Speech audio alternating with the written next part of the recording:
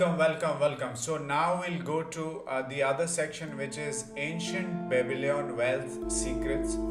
So it is called RTWCGO bank account. You need to go to the bank and open saving accounts. Like you can open five saving accounts and one operational account for your business, and you can if you don't have business, you can open five saving accounts, where R will be a account receiving account, where you will have 100% income.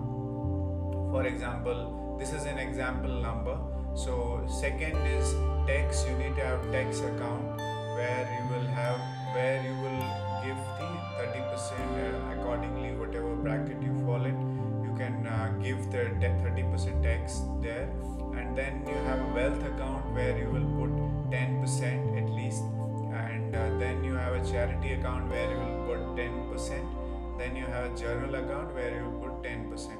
And you are going to use this money only for the purpose, and you know that this account belongs to this is the purpose, and you use that card, check, whatever cash to only for these purposes. Okay. And then you have operational account, where you have 30%. So it is if you have a business. This principle, if you apply it, you will be disciplined. And what will happen that at the end of day, you will not be in debt. You will not be requiring loans and credit cards and stuff. You will be more. It is very ancient model. So if you apply this, so I would request you go to the banks, open different accounts, five accounts. If you have, use them this way. If you don't have, open, and then start managing your wealth accordingly, so that you will be debt free and disciplined, and use it for the purpose. Okay. So we'll go to the next video, where we learn stock market long-term wealth management.